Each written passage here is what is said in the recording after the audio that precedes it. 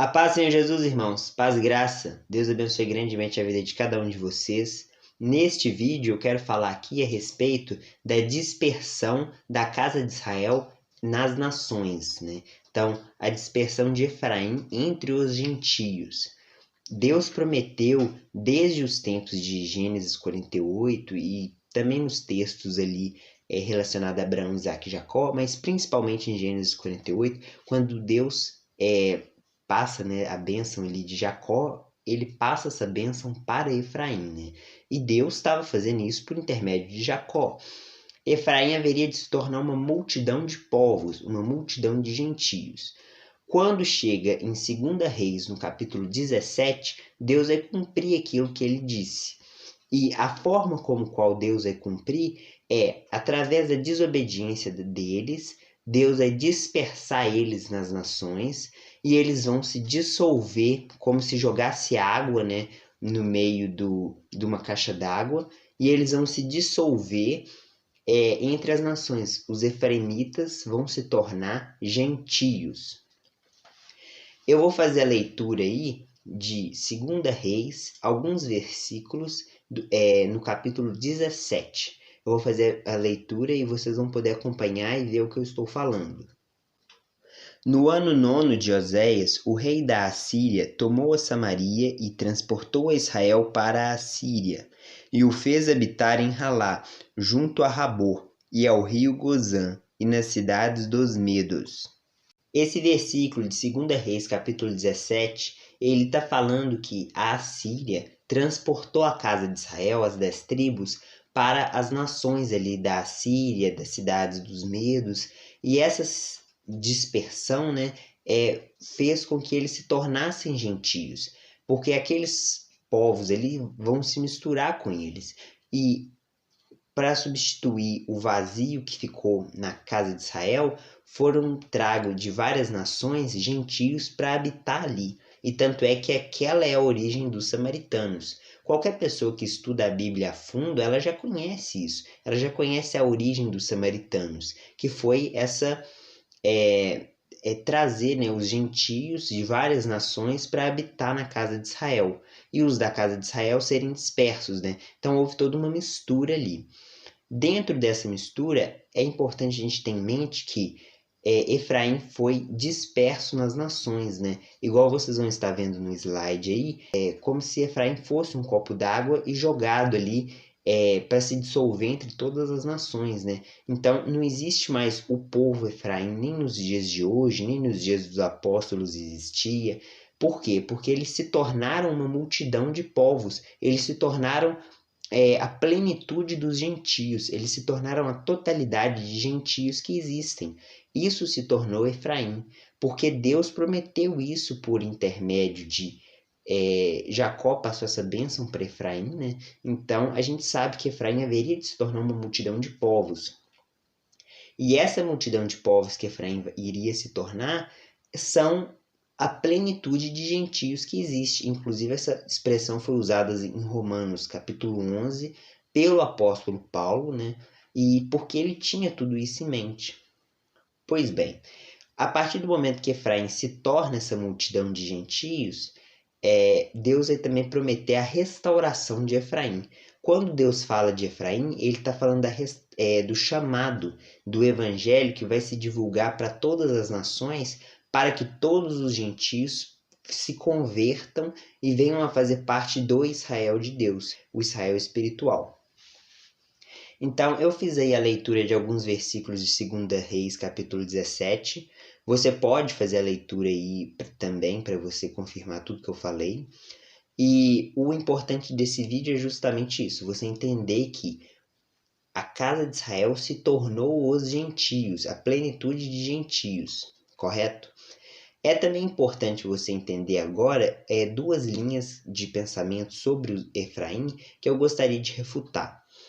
A primeira é a questão do Efraim escondido. Eu que coloquei esse nome, tá?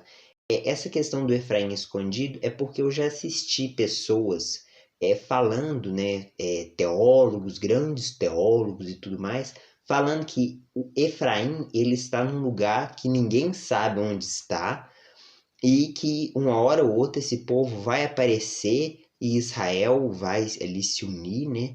E quando Israel se unir ali, os judeus atuais se unirem com esse Efraim, vai acontecer aquilo que vai se cumprir lá em Ezequiel 37, né? A Israel, a casa de Israel e os judeus se unindo, né? Quando, na verdade, essa ideia do Efraim escondido é uma baita de uma baboseira. Eu posso falar isso com toda a minha convicção, porque o apóstolo Paulo, ele disse muito claramente, lá em Romanos, o apóstolo Pedro disse que vós que não erais povo, agora vocês são povo de Deus. Isso está escrito lá em Oséias, falando a respeito de Efraim, né? Então, em Oséias, Deus promete muito a restauração de Israel e Judá, porque o reino se dividiu e Deus está prometendo que eles vão se unir novamente.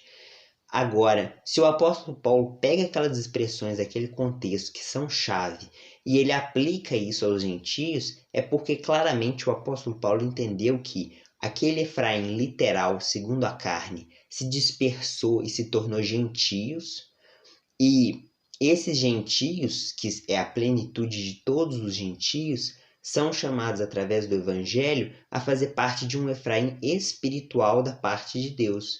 Porque também o povo de Deus hoje, né, o Judá, digamos assim, faz parte de todo aquele que se converte a Deus, ao Deus vivo, a Jesus Cristo, e Judá e Efraim são o povo de Deus, judeus e gentios, né? Então não é porque a pessoa nasceu judeu que ela vai ser salva, é pela fé. Na verdade sempre foi pela fé, né, irmãos? A questão é que houve todo esse desenho, toda essa cronologia, para que nós hoje pudéssemos estar explicando essas coisas que são muito interessantes de serem entendidas.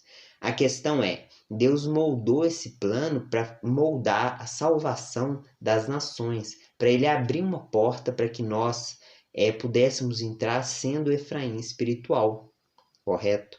Então, eu quero explicar sobre essa questão do Efraim escondido, porque tem teólogos aí que vão falar que esse povo Efraim, eles estão aí em algum país, na China, eles estão, inclusive já vi pessoas falando que existem evidências de que eles estão no Iraque, eles estão não sei aonde, sendo que na verdade o apóstolo Paulo explicou sobre isso, né? Porque se eles realmente estivessem em algum país assim, horas, os apóstolos precisavam ter falado alguma coisa. Quando na verdade todas as vezes que eles estão falando sobre a restauração de Judá e de Israel, que eles não falam com essas palavras, mas eles citam o profeta Oséias muitas vezes. Eles estão sempre se referindo aos gentios como uma plenitude, não como um grupo selecionado que teve uma ascendência, uma linha genealógica vinda dos efraimitas. Qualquer gentio hoje que se converte a Cristo, ele vai ser contado como Efraim, né? Então, se ele for ali um sacerdote para o milênio, se ele for salvo como o povo de Deus, ele certamente vai ser salvo como o Efraim de Deus.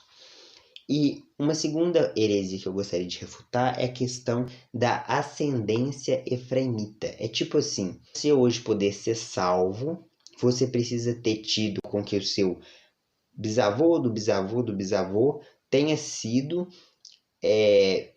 um efraimita, né? E aí ele foi tendo filhos e tal, e aí chegou em você, e você hoje é um sortudo, digamos assim, que você hoje só pode crer em Deus porque seus antepassados eram efraimitas. Não é isso que eu estou pregando. Eu estou pregando que isso é algo espiritual. Da mesma forma, a gente falar hoje que nós somos Isaac e não Ismael. Eu não estou dizendo que você tem que ter sido descendente de Isaac. Eu estou falando que Deus tem um plano em dizer que nós somos filhos do Espírito e não filhos da carne, né? No contexto que eu estou falando aqui. Então, o Efraim ali é um plano, é algo, não é simbólico, porque Deus fez o plano de forma literal.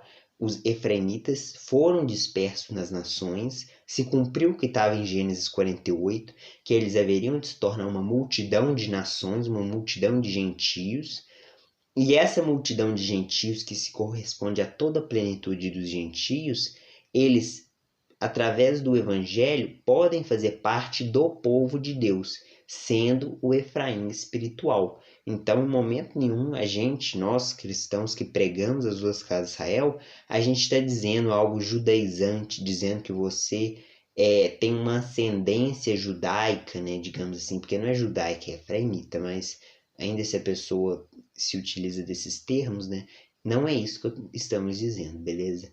Então, eu espero que tenha ficado esclarecido esses dois pontos, né? Refutar que Efraim está escondido em algum lugar e eles vão aparecer, né? Tem pessoas que falam isso justamente porque, como eles acreditam que a igreja é um povo exclusivo de Deus, que nunca foi dito antes pelos profetas, sendo que, na verdade, lá em Amós, Deus falou que ele não faz nada sem primeiro revelar os seus profetas, mas tem uma exceção. Deus não disse para os profetas que ele ia criar um povo específico, um povo especial no futuro, que se chamaria igreja, e ele iria abandonar Israel, né? Mas os profetas não sabiam disso, porque, né, coitados, né? Deus não falou para eles, né? Apesar de que em Amós diz que Deus não faz nada sem primeiro revelar os profetas. Então, olha como existe tantas contradições, né? A pessoa quer sustentar uma doutrina de que a igreja é um povo, Israel é outro povo que não tem nada a ver com a gente, quando na verdade a pessoa não entende que ela está pregando algo que é contrário ao que Deus explica, ao que Deus ensina, beleza? O que a Escritura está nos ensinando. Eu aproveitei nesse vídeo para combater essas duas heresias, né? A de que Efraim está escondido em algum lugar, em algum momento eles vão aparecer, e a questão também que a gente precisaria de uma ascendência efraimita para se converter a Deus, quando na verdade tudo isso é um plano salvífico de Deus em questão de nações, né? Não tem nada a ver de carne e sangue, né? O apóstolo João ele diz que não é pela carne e pelo sangue, mas nascidos não de carne e sangue, mas da vontade de Deus, né? Ele está se referindo sim que você não precisaria ter uma descendência de Israel para ser um filho de Abraão. Bastava você, pela fé, nascido em Deus, você se converter a Deus e você seria de fato um filho de Abraão. Porque Abraão, Isaac, Jacó, Efraim, né? Você é um filho de Abraão por meio da fé, não por meio do sangue, né? Então olha que interessante, até mesmo essa questão de ser filho de Abraão, isso já está na nossa boca. A gente já fala que a gente é um descendente espiritual de Abraão, mas a gente não sabe explicar que é porque existe esse plano de Efraim. Essa parte ainda falta o povo entender, beleza? Muito obrigado por ter acompanhado o vídeo e eu espero que não tenha ficado confuso para você entender isso que eu estou apresentando, né?